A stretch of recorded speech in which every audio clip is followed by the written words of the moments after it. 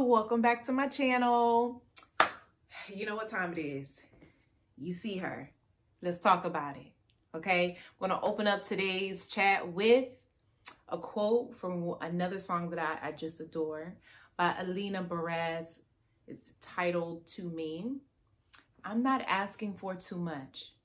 I'm just asking the wrong mother.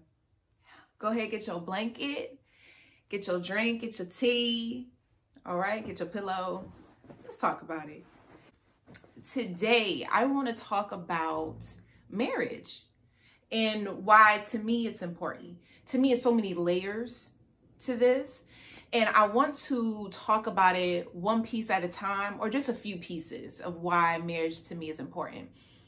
I remember after my surgery that I had a lot of time to dissect and figure out why certain things are important to me. But I really wanted to get down to the nitty-gritty and challenge myself and really see, do I really want to be married? And if so, why? And if not, why? And I want to give you my own personal experience as far as why it's important to not act like you are married when you are single. You didn't think I was going to go there, did you? Yeah. This is why it's important. You know, and I just wanted to tell you from somebody who is in their 30s, if I love you, I'm going to give you my all, which is okay. There's nothing wrong with being vulnerable, but you need to be vulnerable with boundaries. So today I want to talk about why it's important not to act like you're married in a situation when it comes to health scares. Okay? I was in a relationship with somebody for years. Years. This person had a serious health condition where they had to go get surgery. And me and this person had very intimate conversations about, you know, what you wanted out of life, what you believe in when it comes to health, natural remedies, scientific remedies. If you die, you know, how do you want to be? You know, these are things that you have, because at the time I thought this person would be my husband. So we're having these conversations like, hey, you know, what is it that you will want? And, you know, when it comes to healthcare, do you want a natural doctor? Do you want a natural doctor and a regular doctor? Do you know, all these different things. This person had to have serious surgery that was, when I say serious, it was a serious procedure. Fast forward, I go to the appointments with this person. Trying to be supportive, you know, just trying to be supportive. They go into, of course, you know, whenever you have surgery, they tell you the benefits and they tell you, you know, things that can happen. In this situation, there was a loss of blood that can happen, and of course, death that can happen. You know, if you're in a coma, you know, if something happens, you don't wake up and you're in a coma, those things. So we get in a car and we're on the way back, and I'm like, okay, so do you know how you want to respond, you know, to all these things? We just, you know, earth sign in me, let's get prepared. Let's get prepared. And this person goes, oh, you can just tell them. And I said, wait a minute, I can't tell them nothing. Remember, we're not married. And I don't know if he was trying to be funny or ignorant. I still can't remember to this day. But he was like, no, you can just tell them. I said, no, I can't. I can't tell them anything. And because of that, you need to go get legal paperwork. And he was like, no, just, you know, if something happens, just tell them I don't want to have a blood transfusion because of my beliefs. And I said, okay, I respect your beliefs. I do. I really do. But what are you going to do in the interim? Are you going to go and give your own blood so you can transfer, you know, so you can have the blood put back into you if you lose blood? Are you going to, and I'm like telling him, I was like, okay, well, you need to go get a medical directive. Okay, let's just talk about, I told myself, before we get into anything that serious, go get a medical advance directive, okay?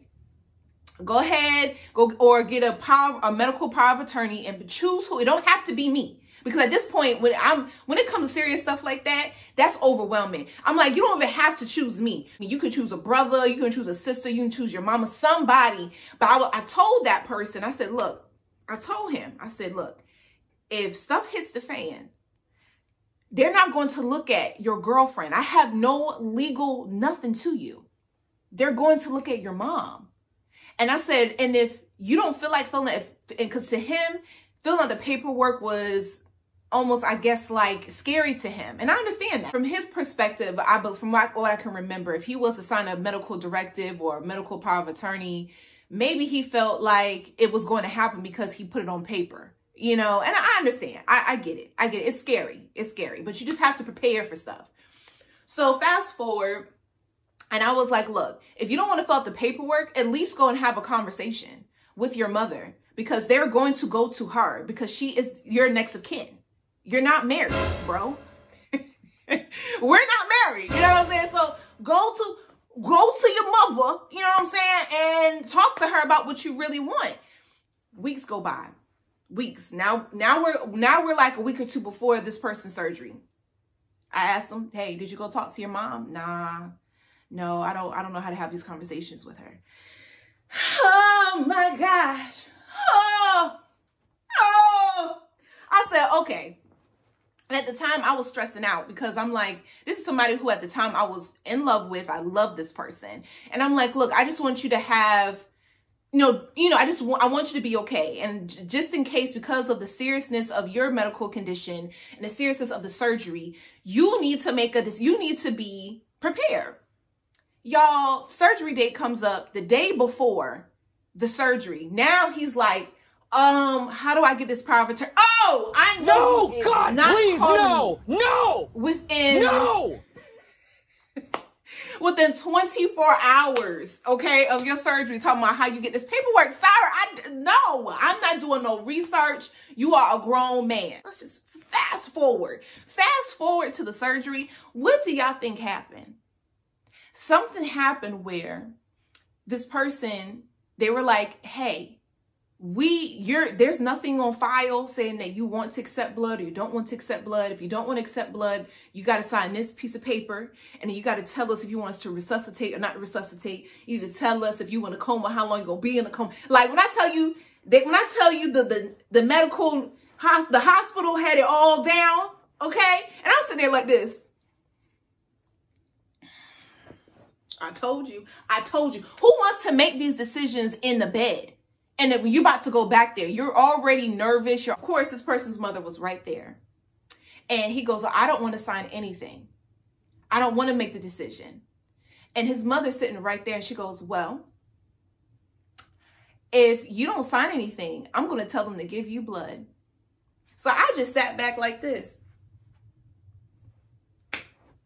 And he was like looking at me. And I was like, I don't have any authority.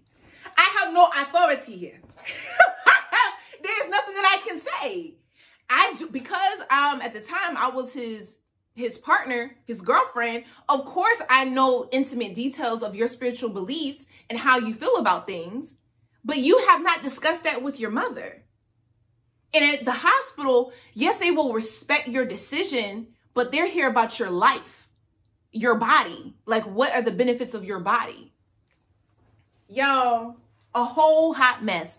It was a whole hot mess, and it was overwhelming for me because I could tell that he was frustrated. I could tell that he was nervous. But then I was just sitting back like, this is what my mother told me not to even get involved in. This is what my mother told me about. This is where you draw the line. And I remember telling myself this at that time, like, okay, I need to have boundaries moving forward.